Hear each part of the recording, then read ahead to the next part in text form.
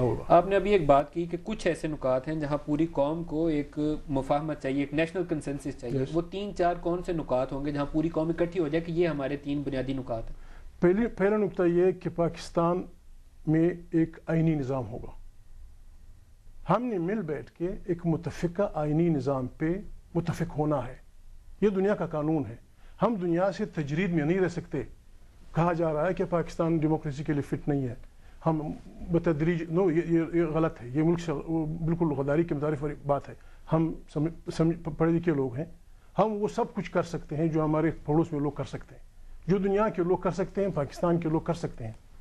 پہلی بات یہ ہے. مسائل کیا ہے؟ مسائل یہ ہے کہ یہاں آپ نے آئینی نظام نہیں چھوڑا.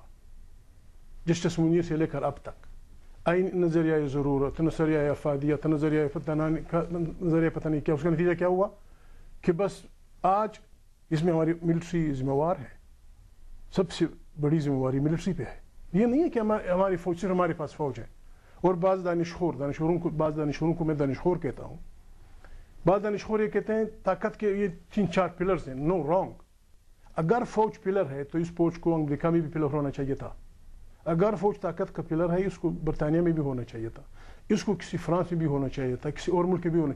جب دنیا کی افواج اپنے فریم آف ورک میں رہ رہی ہیں ہماری افواج کو بھی اپنے فریم میں انٹیلیجنس ایجنسیاں ہونی چاہیے.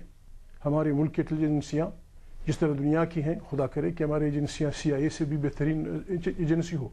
خدا کرے کہ ہماری افواج دنیا کی طاقتور ترین افواج میں شامل ہو. لیکن ایک بات طے ہے، they are not going to decide the political future of this country. Institutions اپنا کردار ادا کریں. Yes. پارلیمنٹ اپنا کرے، جوڈیشری اپنا کرے. پارلیمنٹ کی بالادستی ہم نے تسلیم کرنی ہوگی. اور ہم نے یہاں ایک ٹرانسپیرنٹ الیکشن کے لیے کام کرنا ہوگا. سر دست ابھی جو حالت ہیں، میں ابھی یہ کہتا ہوں کہ ابھی ٹائم نہیں گزرا. کوئی ضرور نہیں ہے کہ 6 تاریخ کو جنرل مشرف کو بائی فورس آپ خواہ پریزیڈنٹ بنا دیں. کیوں؟ Why? What is insist of it? ہمیں یہ کرنا چاہیے اگر ہم پاکستان کو اس بحران سے نکالنا چاہتے ہیں تو اس کے لیے سب سے پہلا کام یہ ہے، لیٹ اس سٹ ٹوگیدر. فوج پاکستان کے لوگ بھی اگرچہ پالیٹکس میں ہونا نہیں چاہیے. 1947 سے لے کر ہماری ملٹری جنتا نے جو کوشش کی یہی کرنا تھا کہ جنرل مشرف کے آخری مارشل لاء میں انہوں نے اپنا فائنل گول پا لیا ہے. یعنی نیشنل سیکورٹی کونسل بنا کے سارے ملک پہ فوجی حکومت قائم کر دی. لیکن ایٹ واٹ کاسٹ؟ 25 سال کے اندر آپ کا ملک ٹوٹ گیا. اب آپ کے ملک کی حالت یہ ہے، کیا نہیں ہو رہا اس ملک میں.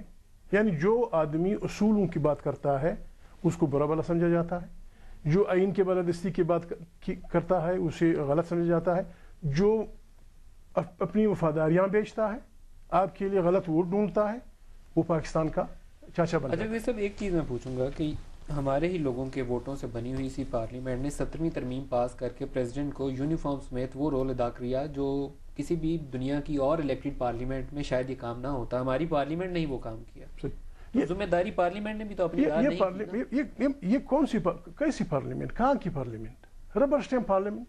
کہاں تھی پارلیمنٹ؟ ابھی جو جمالی صاحب کی حکومت بنائی گئی ہم بھی دیکھ رہے تھے، آپ بھی دیکھ رہے. بڑی مشکل سے لوگوں کو ڈرا کے دمکا کے بھی جو میرے ساتھی اٹھ کے چلے گئے ہیں. فیصل صالح آیا، یہ پیپلز پارٹی میں تھے، ان کا گروپ لایا گیا، کوئی اور گروپ لایا گیا. وہ مشکل 1 ووٹ کی اکثریت سے جمالی صاحب کو پرائم منسٹر بنایا گیا.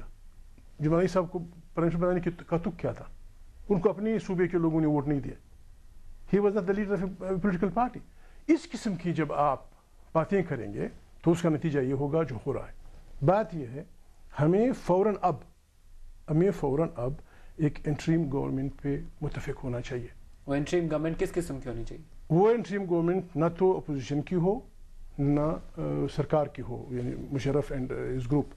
ہم اس پہ متفق ہو سکتے ہیں. فار ایگزامپل چونکہ ہم آئین کی بات کرتے ہیں لہٰذا جن ججز صاحبان نے PCO کے تحت حلف نہیں اٹھایا، one of them can be brought in.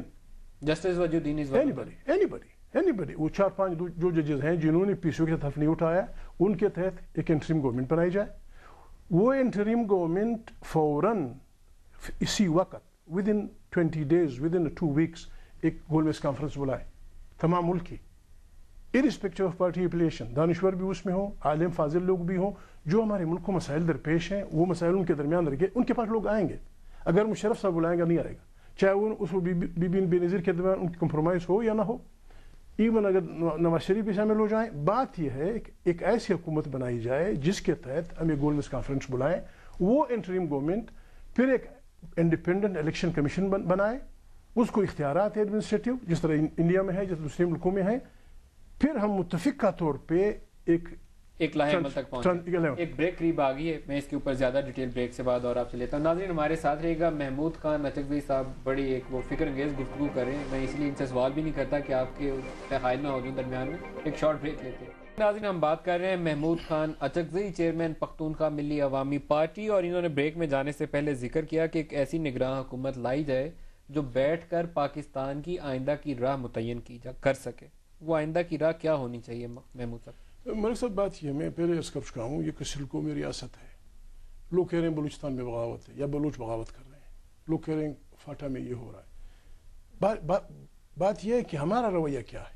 Pakistan ایک اصیل قومی ریاست ہے، ہم جمہوری لوگ ہیں، ہم ڈیموکریسی پہ یقین رکھتے ہیں، ہم نے فیڈریشن بنائی ہے، اور ہم نے تقریباً اصول میں تمام جو ہماری آئینی فارمولے بنے، پہلا آئینی فارمولہ، دوسرا آئینی فارمولہ 56 کا قائم، میں ان کی ڈیٹیل میں نہیں جاتا، ٹائم تھوڑا ہے. ہمارے آئینی تاریخ بڑی خطرناک ہے، بہت غلط ہے. ہم نے جو کچھ کیا اس کا نتیجہ ہمیں ان کو بھول جانا چاہیے. ہم اپنے زخموں کو بھول جائیں گے جو ہمیں زخم دیے گئے چھوٹے قوموں کو، چھوٹے صوبوں کو، اور جو یہ کر رہے ہیں ان کو توبہ کر کے، توبہ استغفار کر کے، ویسے بھی قبولیت کا مہینہ ہے، رمضان المبارک ہے، توبہ کریں اور آئیں ہم بیٹھ کے پاکستان کو چلائیں. اس کے لیے پہلا یہ ہے کہ it should be a federation. یہاں طاقت کا سرچشمہ لوگوں کی ووٹوں سے منتخب پارلیمنٹ ہو، اگر ممکن ہو تو الیکٹڈ سینٹ میں طاقت یہ ہو، چونکہ وہاں برابری تسلیم کر دی گئی ہے سارے صوبوں کی. دوسری بات یہ ہے یعنی بلوچ کیا چاہتا ہے، سندھی کیا چاہتا ہے، اب سے سرائکی کیا چاہتا ہے، پشتون کیا چاہتا ہے. وہ اس ملک میں اپنا حصے کا حق حکمرانی چاہتا ہے، یہ اس کا حق بنتا ہے. یہ قرآن کے قوانین کے تحت اس کا حق ہے، یہ پاکستان انسانی قوانین کے تحت اس کا حق ہے، یہ اقوام متحدہ کے قوانین کے تحت اس کا حق ہے. آپ بلوچ کو آج بلائیں، اسے اپنے وطن میں جس کو وسائل ہیں جو اللہ پاک نے اس کو دیے ہیں، اس کے وسائل اس کی پارلیمنٹ کے حوالے کر دیں. کوئی بلوچ پاگل ہے کہ وہ لڑے آپ سے؟ آپ پشتون وطن کے وسائل، پشتونخوا وطن کے عوام کے ووٹوں کے منتخب پارلیمنٹ کے حوالے کر دیں، کوئی جھگڑا نہیں رہے گا. اچھا صاحب